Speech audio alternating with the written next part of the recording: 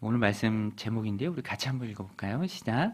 하나님의 주권을 인정하십니까? 오늘 말씀 제목입니다. 하나님의 주권을 인정하십니까? 질문인데요. 어떠세요, 여러분? 하나님의 주권을 인정하십니까? 예. 인정한대, 채은이. 인정한대. 아이, 뭐 그런, 그 정도에. 인정. 지난주에 뉴스에 보니까요. 엔비디아에 관심이 있으신가요? 엔비디아 젠슨 황? 예. 또 방한했는데 전에는 치킨 먹더니 이번에는 삼겹살 먹더라고요. 저는 문득 그게 궁금했습니다. 누가 구워줬을까? 하남 돼지집이라면 안 구워도 되는데, 그죠? 하남 돼지집은 아닌 것 같아. 누가 굽긴 구워야 돼요, 그죠? 집게와 가위를 잡아야 됩니다. 숭고한 희생 정신으로 누군가는 잡아야 돼. 보통은 막내가 잡잖아요. 보니까 LG 회장님이 잡았더라고요. 구광모 LG 회장님. 이분은 70년대 후반생이거든요. 근데 낯설지가 않고 굉장히 친숙해 보이더라고요. 뭐 막내기도 하고. 근데 대상이 젠슨 황이잖아요. 젠슨 황. 시가총액 기준으로 보면은 전 세계 1위 기업입니다. 그죠? 우리나라 모든 기업의 시가총액을 합친 것만큼 엔비디아가 시가총액이 높으니까 당연히 집게와 가위를 잡아야 돼요. 열심히 구해야 합니다. 이상한 일이 아니죠. 상대가 상대이니만큼. 한 개인의 방문이 아니죠. 국가적으로도 관심 갖고 또 대기업 내놓으라 하는 대기업 회장님들이라 할지라도 부르면 달려가야 합니다. 저는 이런 모습을 보면서 이런 생각을 해봤어요. 아, 상대에 맞는 태도가 있다. 그렇죠, 여러분? 어떤 상대냐에 따라서 내가 그 상대를 대하는 예의, 태도, 마음가짐, 그래서 드러나는 모습들이 있습니다.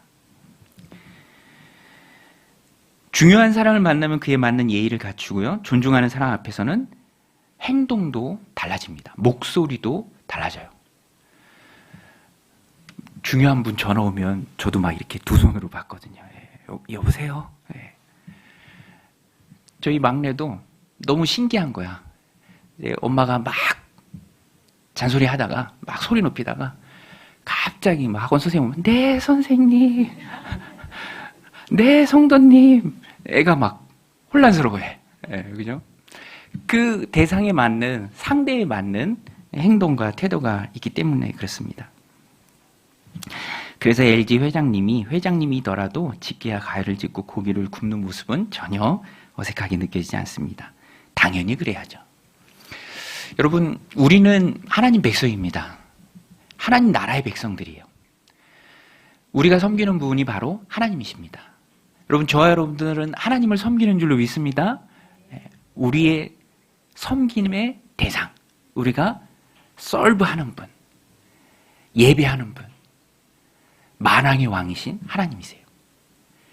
그러면 똑같은 맥락에서 하나님을 대하는 우리의 마음가짐, 생각, 태도, 이 모습이, 언행이 달라야 한다는 거죠.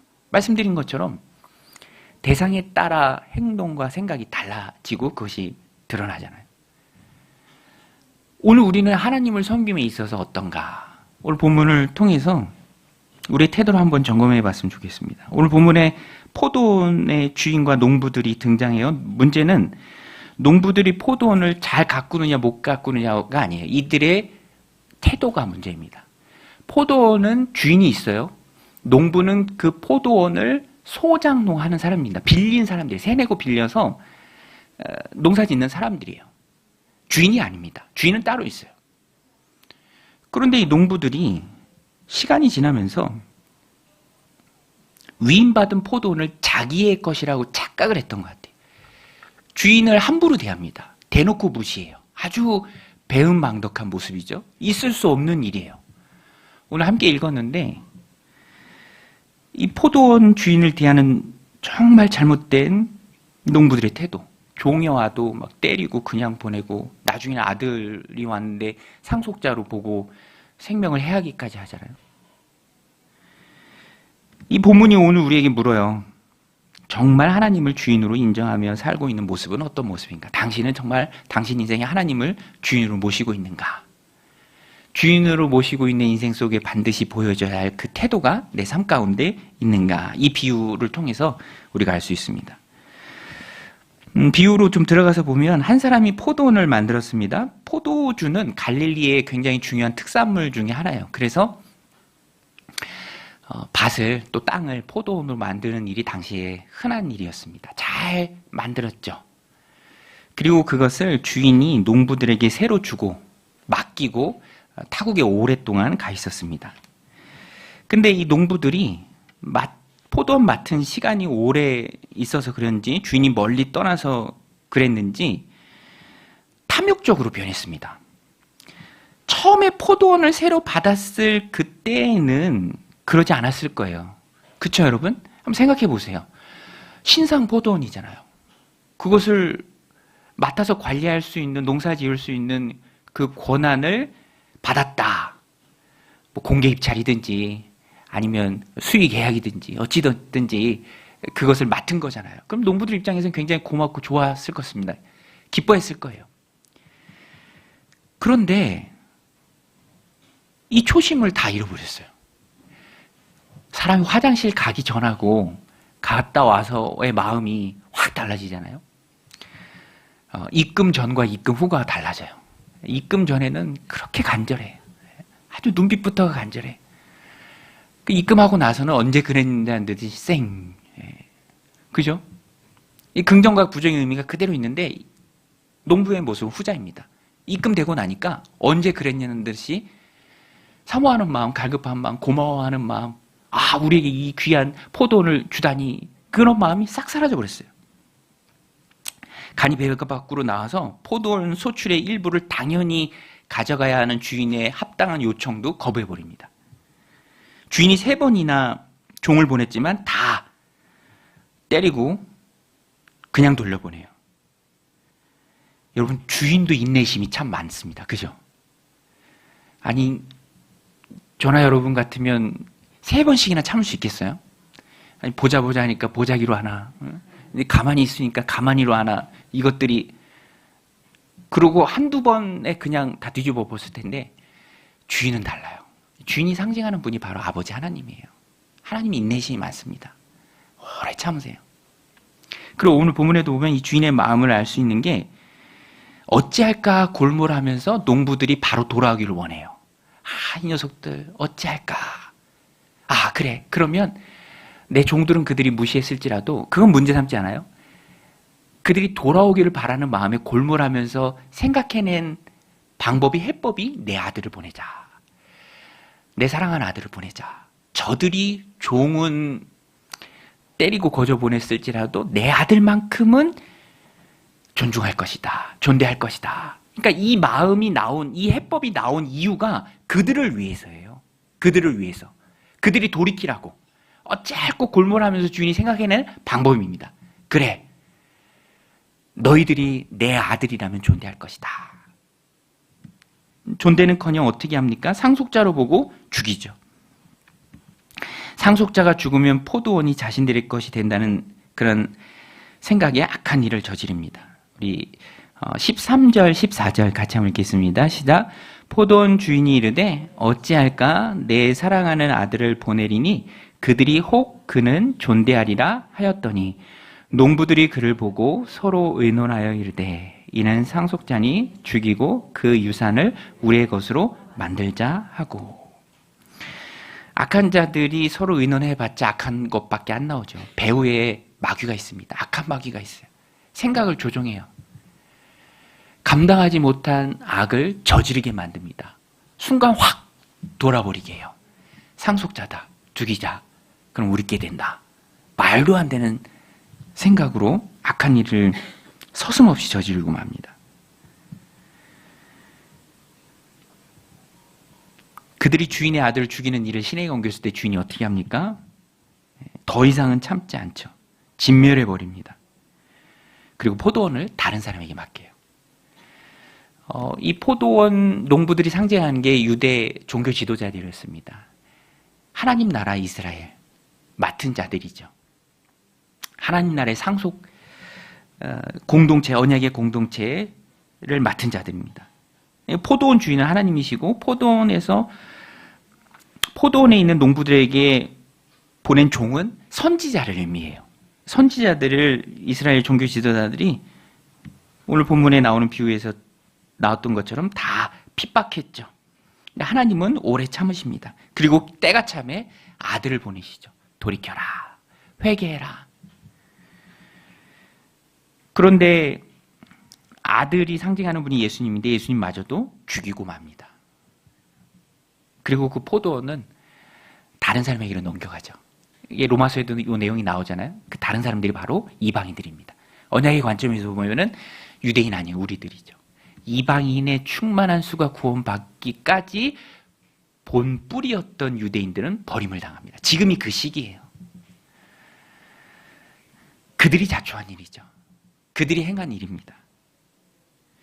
여러분, 오늘 본문의 초점이 농부들의 이 악한 행동에 있습니다. 이 농부들의 이런 악한 행동이 의미하는 게 무엇입니까?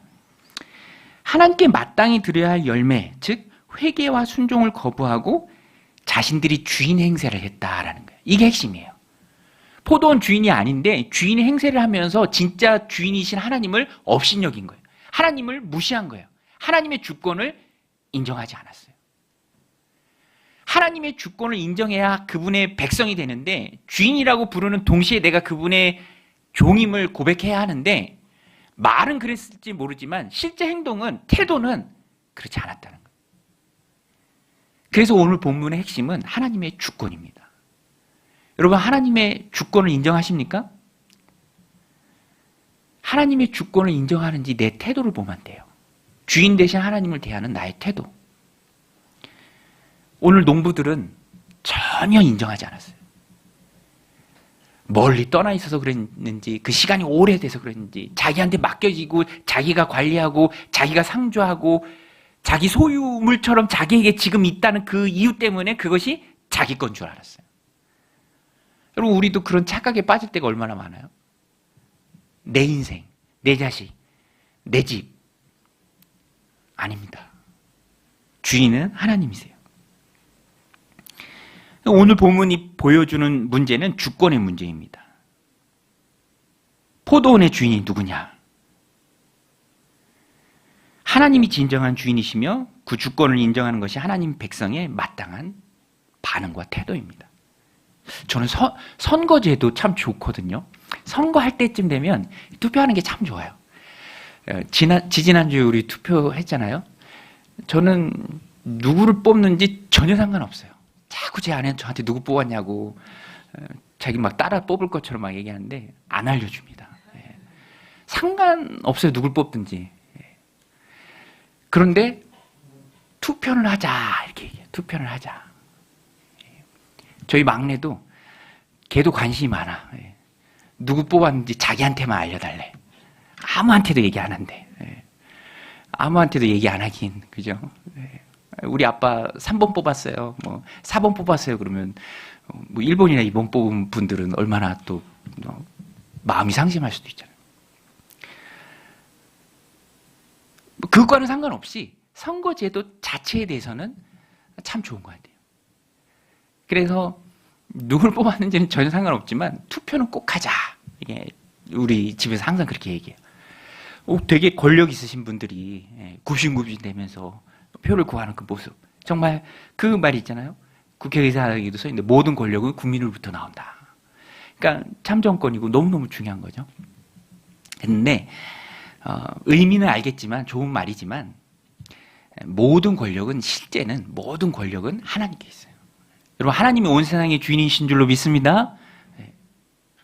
별로 안 믿으시는 것 같은데. 여러분, 하나님이 주인이신 줄로 믿습니다.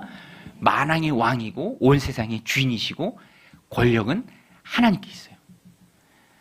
만왕의 왕이십니다. 그 하나님을 하나님 대하듯이 대해야 돼요. 하나님의 주권을 인정해야 합니다. 시편 24편 1절인데요. 우리 같이 한번 읽겠습니다. 땅과 거기에 충만한 것과 세계와 그 가운데에 사는 자들은 다 여호와의 것이로다. 누구의 것입니까? 여호와의 것, 하나님의 것입니다. 안 믿는 사람은 그렇다 쳐도 믿는 사람은 달라야죠. 하나님의 주권을 인정하는 사람이 믿는 사람이에요. 나는 하나님의 주권을 인정합니다. 이 고백으로 살아가는 사람이 성도입니다. 고린도 교회 교인들을 향해서 우리 새벽마다 나누는 매일 성경 본문이죠. 육체를 함부로 사용하는 고린도 교회 교인들을 향해서 바울이 책망하면서 말합니다. 너희는, 고린도전서 6장 20절인데요. 너희는 너희 자신의 것이 아니다. 값을 주고 산 것이 되었으니 그런즉 너희 몸으로 하나님께 영광을 돌리라. 너희는 너희 것이 아니다. 너희는 하나님의 것이다. 그리스도의 피값을 주고 산 자들이다. 함부로 행동하지 말라. 함부로 몸을 굴리지 말라. 태도예요. 그리고 육신과 중요한 연관이 있습니다. 우리는 육신의 소욕을 쫓아 행하는 자들이 아니고 육신의 소욕을 쫓아 행하던 일은 그리스도 밖에 있던 이전 날의 때로 충분합니다. 지금은 하나님을 인정하고 존중하고 주권을 인정하면서 내 주인이 하나님이시다는 마음을 하나님께 묻고 경거망동하지 않고 하나님의 뜻을 분별하고 살아가기에 힘써야 할 자들이 바로 우리입니다. 그런데 이 놀라운 사실에 반해, 우리가 하나님의 것이라는 놀라운 사실에 반해 우리의 삶의 문제가 너무 많은 거 아닙니까, 여러분? 우리 삶의 문제가 태도를 들여다보면 하나님을 주인으로 모신 삶의 증거가 내 태도 안에, 삶의 모습 안에 가득합니까? 충만합니까? 아니면 내가 지금 가지고 있기 때문에, 내가 지금 소유 중이다라는 그 착각 때문에 내가 내 인생의 주인이다라고 착각하고 살아가는 때가 많이 있나요? 여러분, 지금 하나님이 오래 참고 계십니다. 돌아오라고 교회를 통해서 말씀하고 계시죠. 그런데 끝까지 거부하고 하나님의 주권을 인정하지 않고 거스른다면 그 결과는 멸망입니다. 농부들이 그것을 잘 보여주잖아요. 주인은 하나님이신데 자기가 주인인 척하고 돌아오라는, 아들을 보내면서까지 돌아오라는 그 주님의 간곡한 호소를 무시한다면 멸망받을 수밖에 없죠.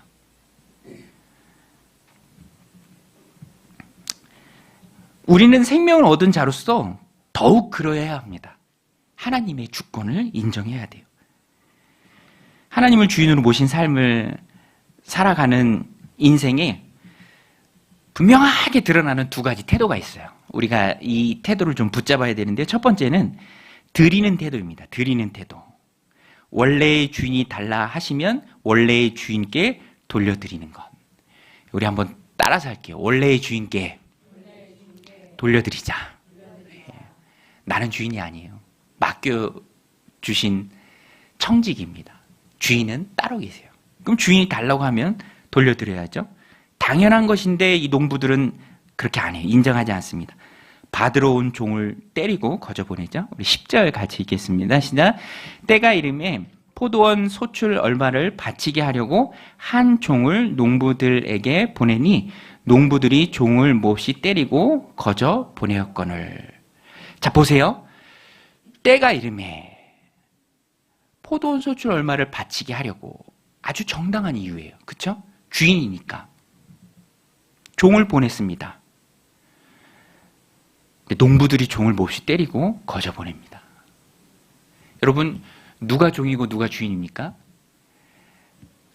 당연히 대가를 요구하는 자가 주인이에요. 주인의 권리입니다. 누가 종이죠? 그 요구에 드리는 자가 종입니다. 요구와 드림, 주인과 종 사이에는 이게 분명해야 돼요. 그리고 이것이 분명할 때 종의 정체성을 뛰어넘지 않아요.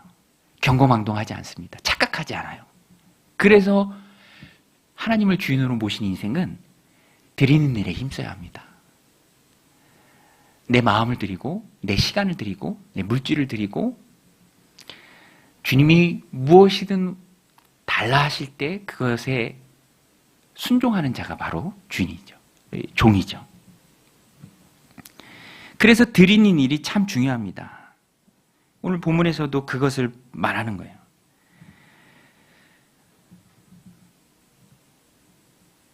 만약에 주인이 요구했을 때 달라라고 이렇게 요구했을 때 드렸다면, 종들이 드렸다면 아무 문제가 없겠죠?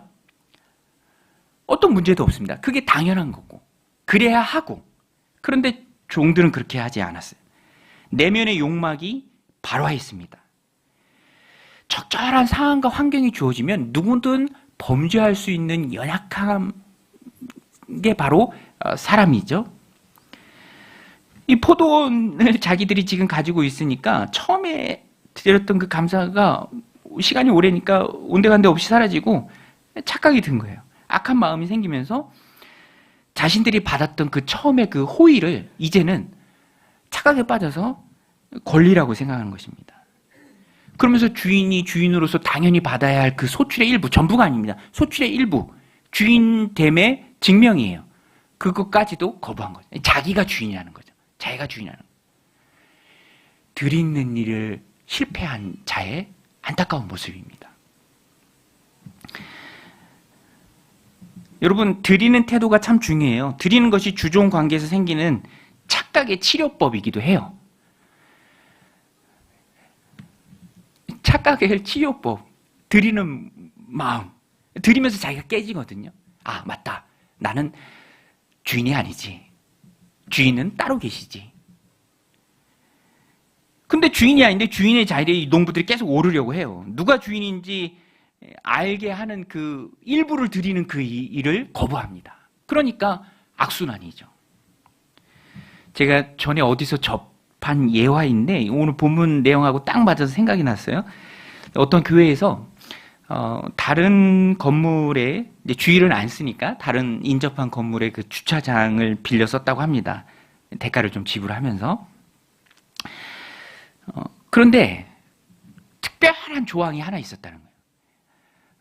1년이 52주인데 52주 중에 딱 한 주는 안 된다.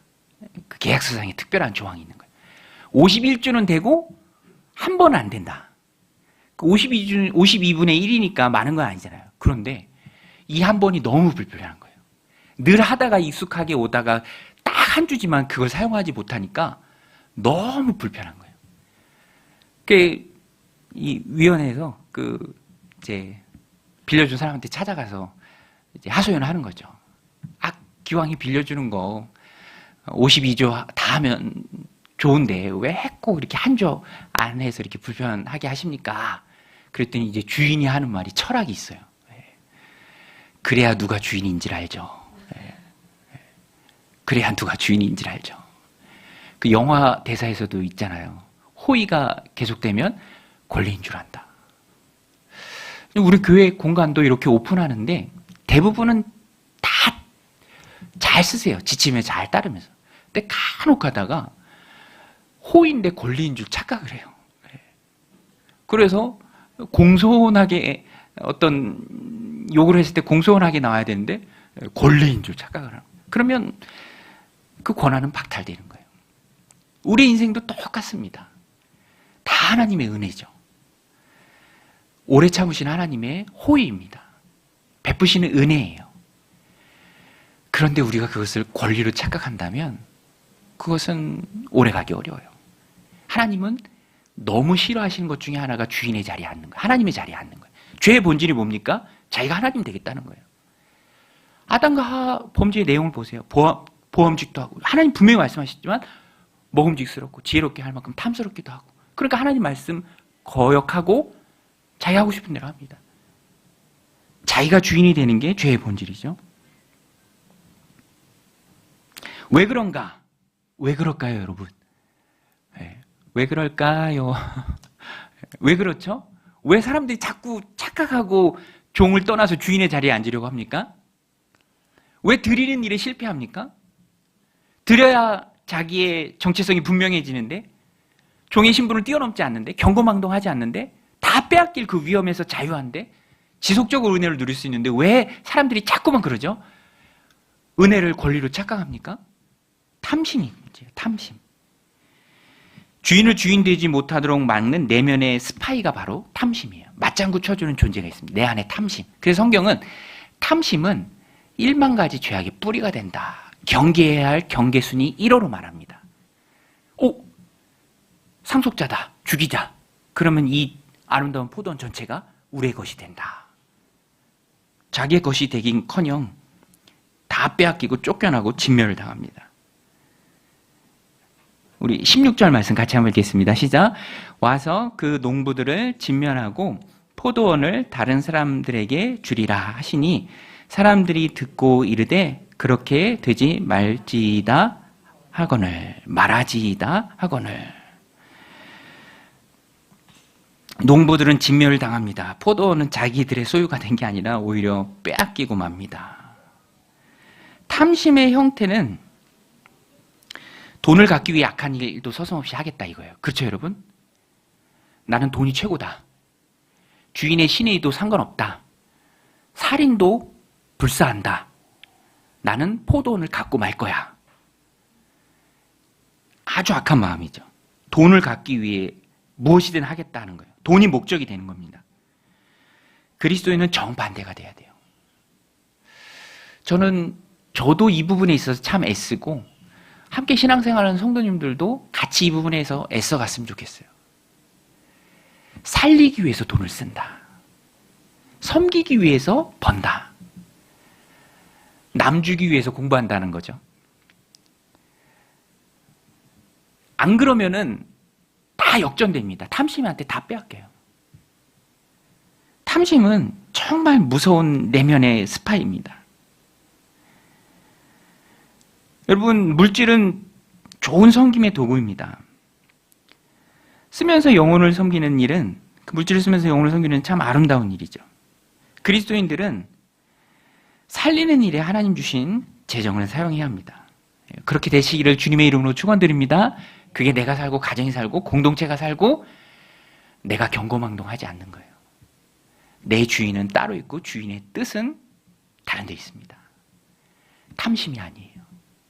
살리는 일이에요. 오늘 말씀 마음에 새기고 드리기에 힘쓰면서 탐심을 이겨나가는 저 여러분들이 다 되시기를 주님의 이름으로 축원드립니다. 또 한 가지 하나님을 주인으로 모신 인생에 반드시 있어야 할 태도는 예수님을 영접하고 그분께 순종하는 거예요. 자, 보세요. 종이 3번씩이나 왔지만 똑같이 때리고 능욕하고 거저 보냈습니다. 소출의 일부를 주지 않았어요. 그런데 주인은 인내심 많으신 우리의 하늘 아버지 하나님은 약한 종들의 농부들이 종을 그렇게 홀대하고 또 괴롭게 했지만 그것에 대해서 큰 문제를 삼진 않았습니다. 오히려 하나님 다 참으세요. 그런데 정말 크게 문제를 삼은 게 뭐냐면 아들을 보냈을 때 거부하는 그들의 태도예요. 심지어 아들을 죽이기까지 한.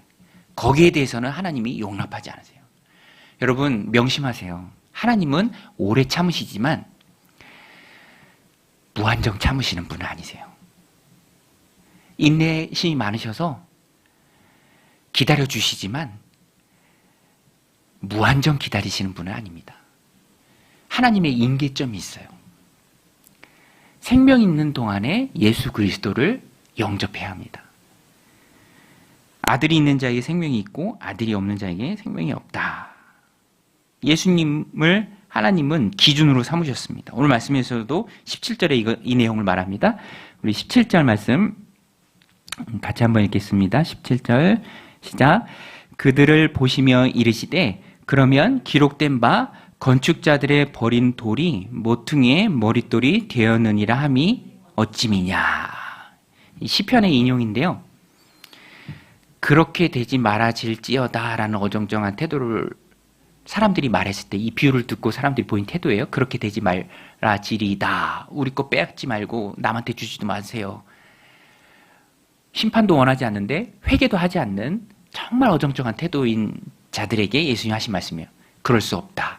하나님은 예수님을 나를 기준으로 삼으셨다. 건축자들이 버린 돌이 모퉁이의 머릿돌이 있어요. 모퉁이의 머릿돌, 코너스톤인데 이 돌이 건물이 세워지는데 핵심입니다. 양면이 접하는 그 모퉁이에 있는 커다란 주춧돌이에요. 이 돌이 어떻게 놓이냐에 따라서 그 건물의 방향이 정해집니다. 없어서는 안 될 아주 중요한 돌이에요. 그런데 이 돌이 바로 예수님이에요. 그러니까 하나님은 예수님을 기준으로 삼으셨어요. 요한복음 5장 29절에서 말합니다. 그리스도를 믿는 자는 생명의 부활로, 그리스도를 거부한 자는 심판의 부활로 나오리라. 여러분, 사실 다 부활해요. 영혼 불멸입니다. 그런데 부활에는 두 종류예요.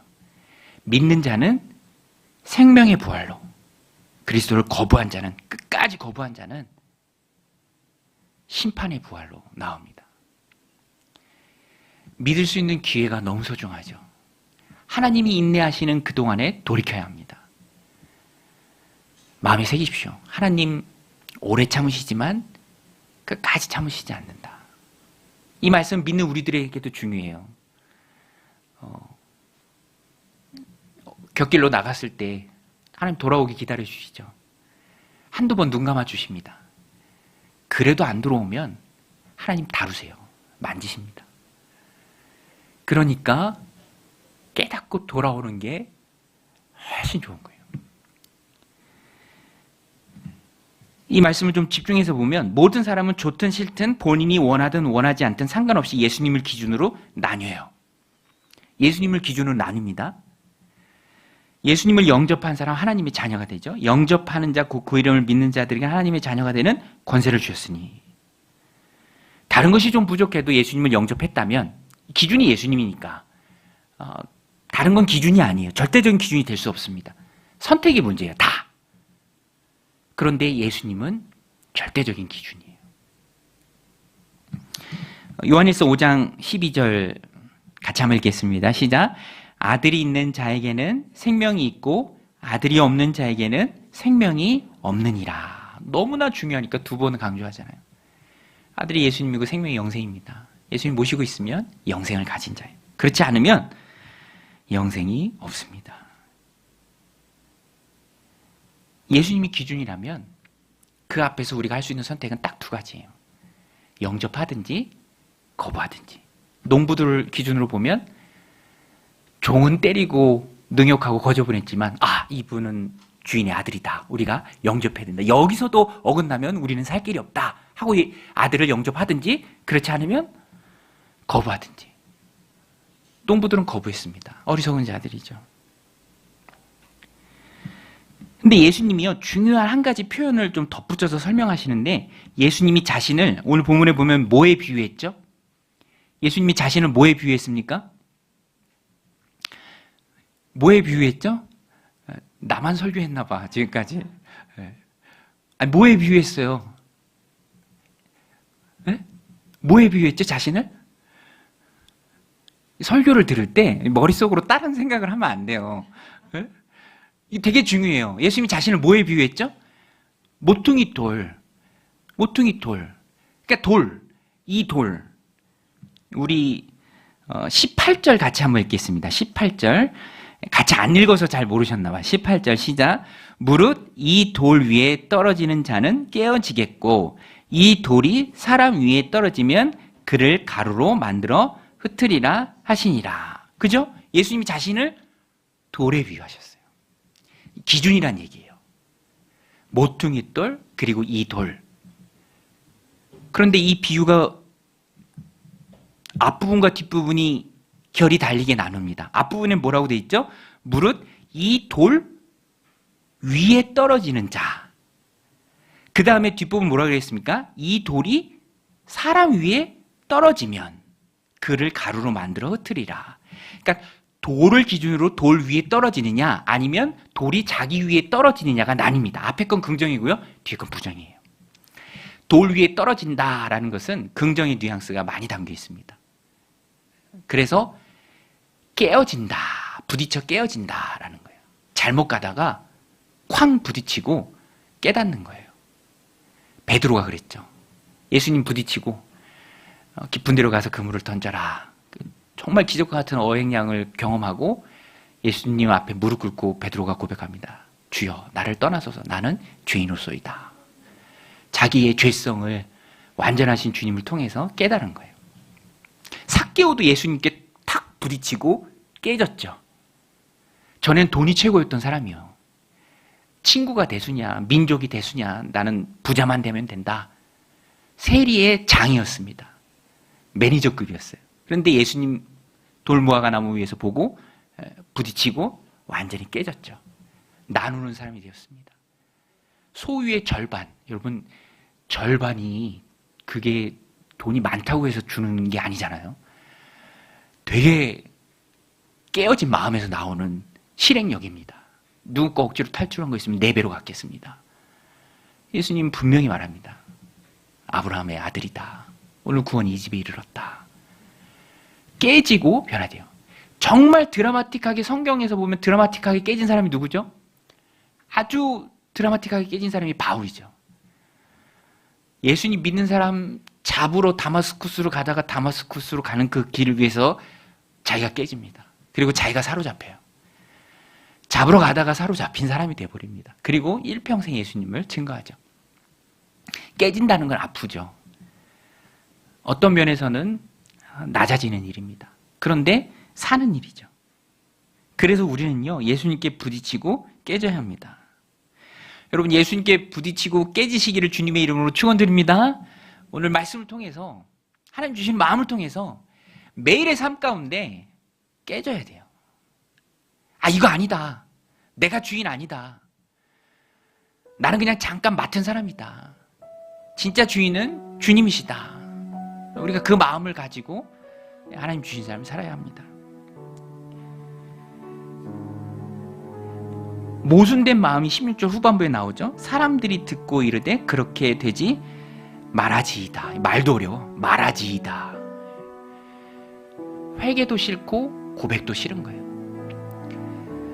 인정하기도 싫지만 심판받기도 싫은 거예요. 이런 마음은 온전해질 수가 없습니다.